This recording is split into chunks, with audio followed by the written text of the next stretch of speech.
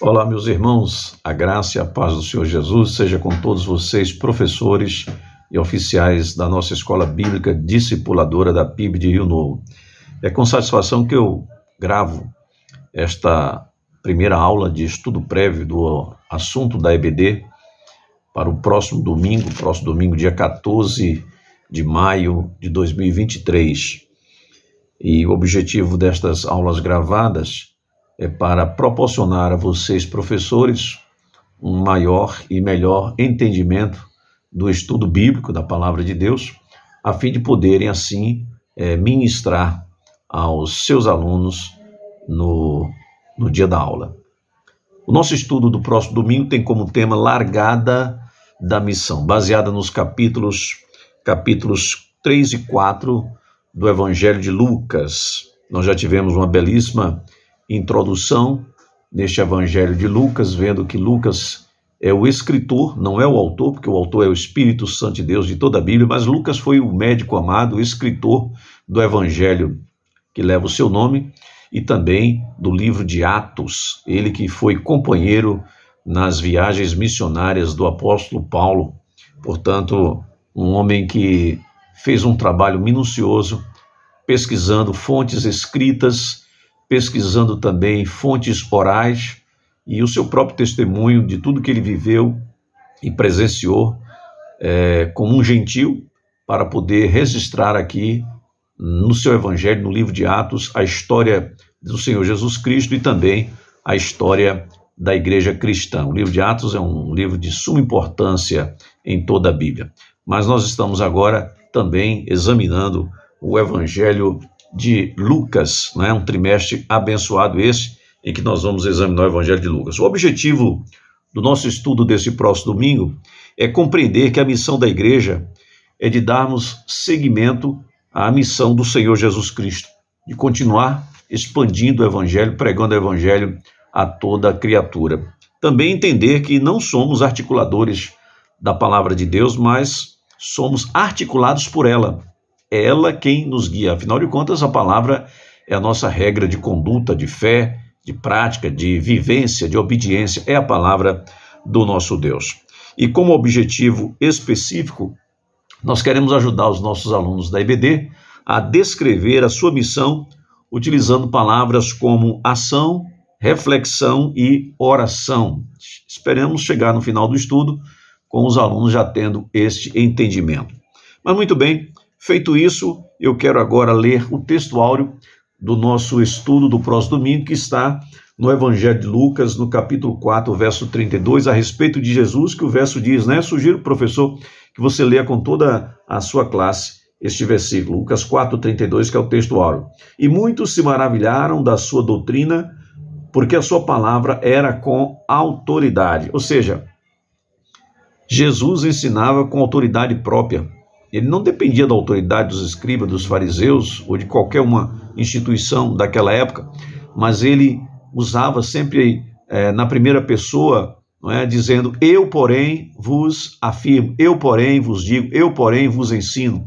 Então, aí está a diferença do ensino de Jesus, não só porque ele ensinava com autoridade, sempre falando na primeira pessoa, mas também por causa das verdades tão contundentes, tão convencedoras, que o Senhor Jesus Cristo usava em ministrar a todo aquele povo.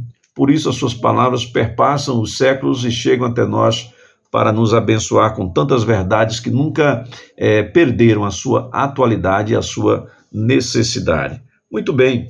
Agora, professor, pergunte aos seus alunos, dê um tempinho para que eles respondam a seguinte pergunta: como a palavra de Deus veio até você?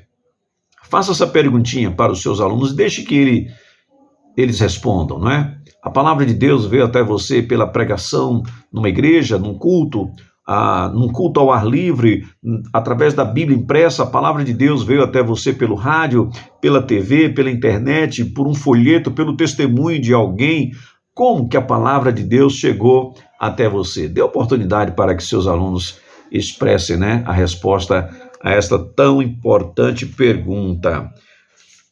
Nós vamos ver que a largada desta missão foi dada pelo Espírito de Deus através de João o Batista, quando ele aparece às margens do Rio Jordão, pregando o evangelho e dizendo: é chegado a vós o reino dos céus, arrependei-vos. Esta era a mensagem de João, e que Jesus, ele começa com esta mesma temática de João, as suas primeiras mensagens, logo que ele volta do deserto após ter sido tentado.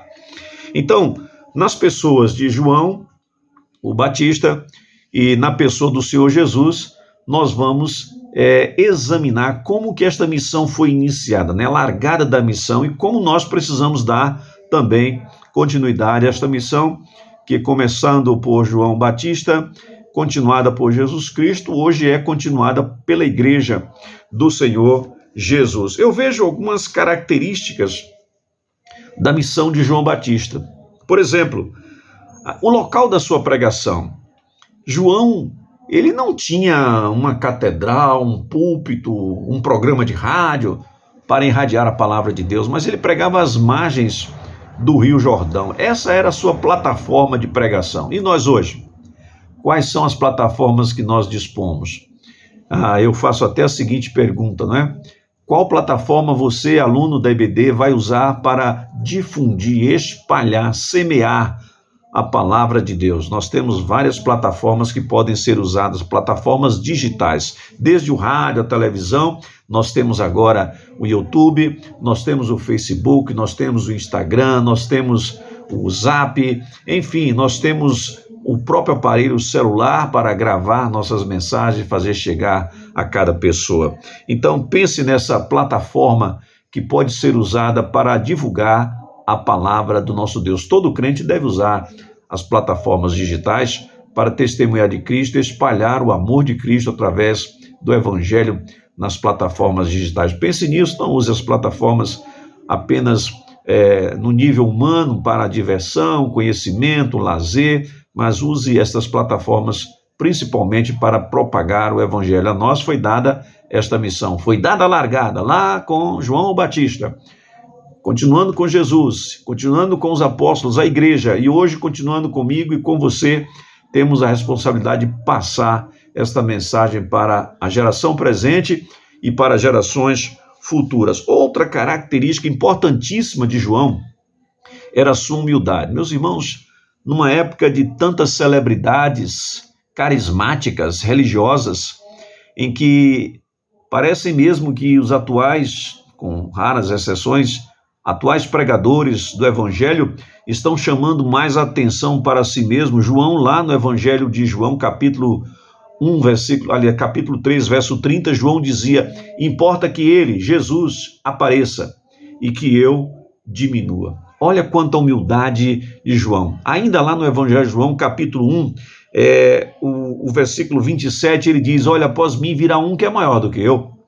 Eu não sou digno de desatar as correias da sua sandália, porque eu vos batizo com água, mas ele vos batizará com fogo e com o Espírito Santo.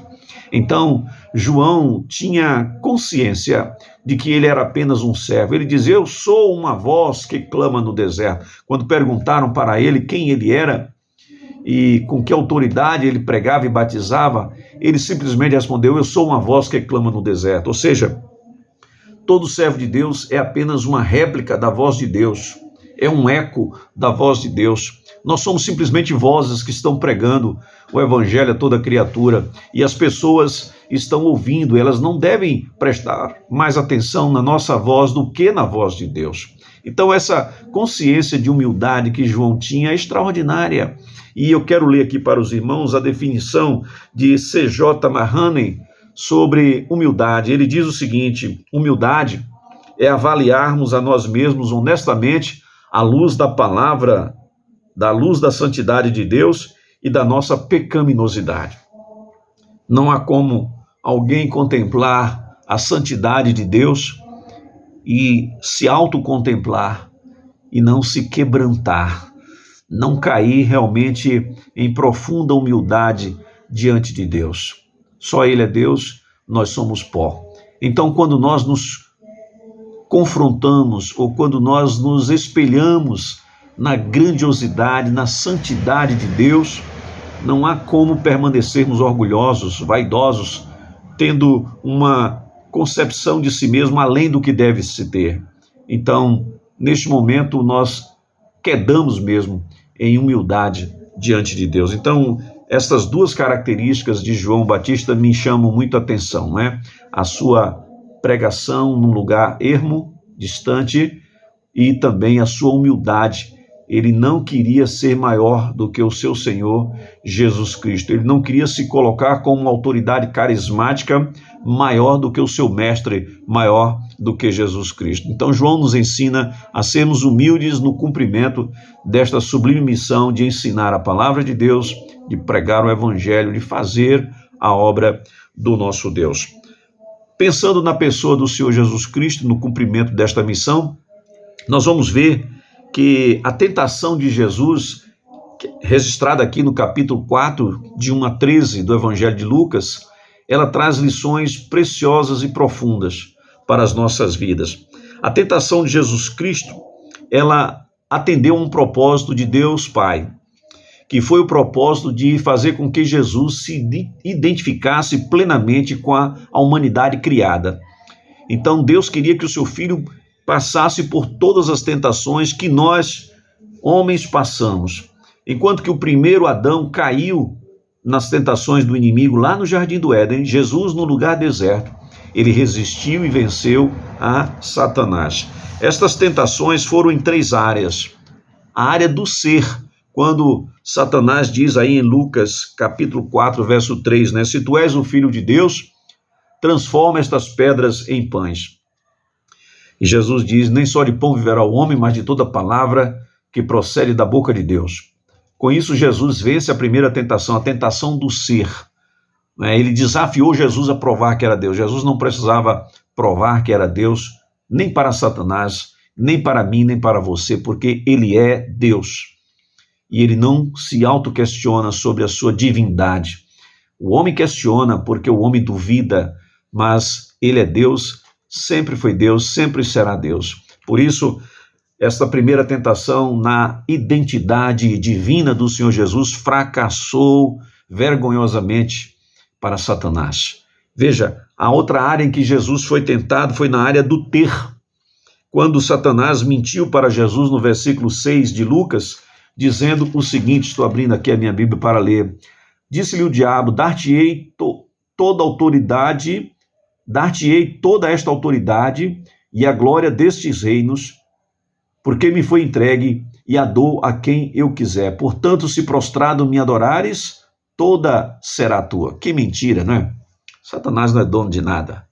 Ele não cria nada. Ele só faz destruir o que foi criado por Deus e pelo homem. Então, ele mente para Jesus, achando que, pelo fato de Jesus estar ali há 40 dias e 40 noites fragilizado, com fome, talvez recalcitrante, ele fosse conseguir êxito com Jesus. Ele atacou o Senhor Jesus num momento difícil, momento delicado, momento sensível, momento em que Jesus poderia estar vulnerável, mas, bendito mas, ele é Deus, e por isso ele não estava vulnerável, ele não fracassou. Então, quando o diabo tenta ir na área do poder, tudo isso te darei, Jesus o repele, para lá, Jesus o afasta totalmente, dizendo, ao Senhor teu Deus adorarás, e só a ele prestarás culto, rechaçando aí a tentação do ter. Quantas pessoas hoje negam a fé, negam os princípios da palavra de Deus por um prato de comida, por um emprego, por dinheiro, por posições, mas Jesus não fracassou na tentação do ter. E a terceira área em que Jesus foi tentado foi na área do poder. Quando aqui no versículo 9, o diabo o levou a Jerusalém e o colocou no pináculo do templo e disse, se és o Filho de Deus, atira-te abaixo, porque está escrito, aos seus anjos adorarás e a teu respeito para que te guarde, e eles te susterão nas suas mãos para não tropeçares em alguma pedra. O diabo usa o Salmo 91 para tentar Jesus. A palavra de Deus na boca do diabo é mentira, porque ele torce. Ele usa com intenções malignas. Mas Jesus não se deixou enganar pelas distorções da palavra de Deus que o diabo fez. E Jesus então rebate esta tentação, dizendo o seguinte, está escrito, não tentarás o Senhor teu Deus. Com isso, Jesus resiste também à tentação do poder, né? Não abusar do seu poder. Ele nunca abusou do seu poder em nenhum momento, quando estava sendo tentado, ou mesmo quando foi crucificado. É interessante que Lucas 4, versículo 13, nos diz que, passados que foram as tentações de toda sorte, apartou-se dele o diabo até momento oportuno. Ou seja, durante todo o seu ministério, até o último momento ali na cruz, ele foi tentado. Foram várias as tentações, não só essas aqui do capítulo 4, mas por muitos outros momentos Jesus foi tentado pelo inimigo para ver se fracassaria. A última tentação foi aquela: desce da cruz. Mas Jesus não desceu, ele escolheu a cruz, ele escolheu permanecer ali por amor a mim e por amor a você. Muito bem, estas tentações de Jesus, que tem o propósito de testar realmente a sua humanidade, e ele foi aprovado, provando também para mim e para você que nós podemos resistir a estas tentações, porque Jesus resistiu no corpo e no momento de alta fragilidade. E eu e você podemos também vencer estas mesmas tentações que se nos apresentam diariamente. Mas olha, outros propósitos que essa tentação do Senhor Jesus pode nos abençoar. As armas que Jesus usou para vencer as tentações. O escritor da revista Compromisso, ele cita duas armas, né? A oração e a palavra de Deus. Mas eu acrescento aqui uma terceira arma que está aí em Lucas capítulo 4, o jejum. Oração, jejum e a palavra de Deus. 3 armas poderosas para vencermos a Satanás em nossas tentações. Você tem orado? Se todo mundo orasse como você ora, professor da EBD, você aluno da EBD, se todas as pessoas orassem como você ora, como que seria o desempenho na hora da tentação? Jesus também jejuou.